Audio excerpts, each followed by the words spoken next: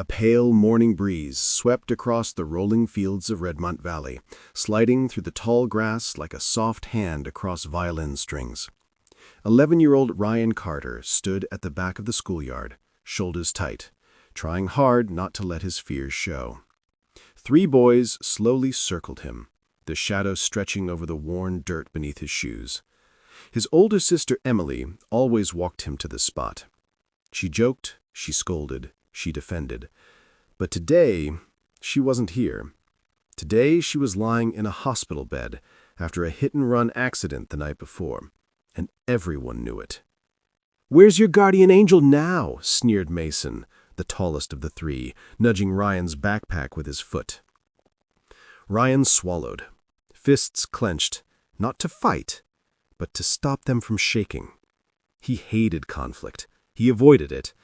The boys loved that.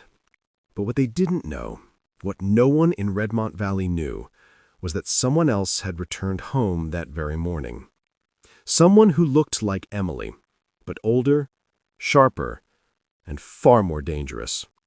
Someone shaped by deserts, battlefields, and missions she couldn't talk about. Someone who walked with the calm of a storm that knew its own power. Her name was Raven Carter, Emily and Ryan's older twin sister, separated from the family at age 5 and raised inside a covert military program the world never heard of. And the Bullies had just chosen the wrong brother. Ryan flinched as Mason kicked his backpack open, books scattering across the dirt. The other boys barked laughter. Ryan tried to breathe steady, tried to remember the lessons his parents told him. Ignore them, walk away, stay calm. But his legs refused to move. Then a voice sliced the air. "Pick that up." The boys paused. They turned. A young woman stood at the edge of the pathway. Worn boots, dark jacket, eyes like cold steel. She looked just like Emily, only older, tougher, dangerous enough that even the wind seemed to hesitate. Ryan stared in confusion. "Emily?" he whispered. She shook her head once. "No, I'm Raven." Before Ryan could speak, Raven started walking toward them, each step measured, silent, controlled, like someone trained to move without wasting breath. Mason rolled his shoulders. "Who are you supposed to be? His new babysitter?" Raven ignored the question. Her gaze locked onto him. "Does hurting him make you feel strong?" The boys exchanged glances. They weren't used to being confronted like this. "He's weak. That's how things work. Strong beats weak." Raven's face didn't budge. "If fear is your source of strength, then you have nothing." The boys laughed, but Ryan didn't, because he recognized that tone. Emily used to speak like that, brave, fiery, but this was deeper, hardened, weathered by years they never saw. Mason stepped forward, chest puffed. "Move. This isn't your problem."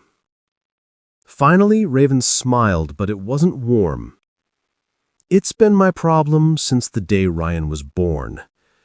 They didn't understand what she meant, but they would.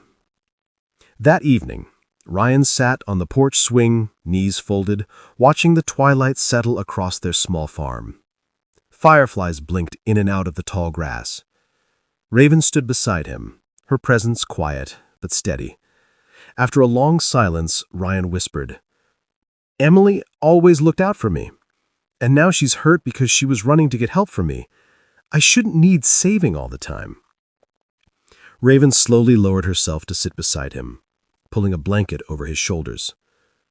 "Ryan," she said softly, lifting his chin so he met her eyes, "not everyone fights with fists. Some fight with kindness. Some fight with patience. Some fight by simply refusing to become like the people who hurt them." Ryan's eyes glimmered. "But you survived so much. Why?" She exhaled shakily. because whenever I needed to be brave, I imagined the two of you standing behind me." Ryan's breath caught. "You thought of us?" "For every scar. You and Emily kept me alive." A tear slid down Ryan's cheek. "Then teach me," he said. "Teach me not to be afraid." Raven froze. The idea of passing her battles on to him terrified her. She had seen what fear created, what war demanded. "I won't teach you to fight," she said quietly. "I'll teach you to stand." Ryan nodded slowly. For the first time, Raven felt something in her chest loosen. The next morning, the school buzzed with rumors. Emily's unknown sister, the soldier-like stranger. No one believed she was real until they saw her walking beside Ryan with calm, unwavering confidence. Mason spotted them from across the yard. He stormed toward them. "You think you're tough? Yesterday was luck." Raven turned her head slightly. Nothing about yesterday was luck. He stepped closer.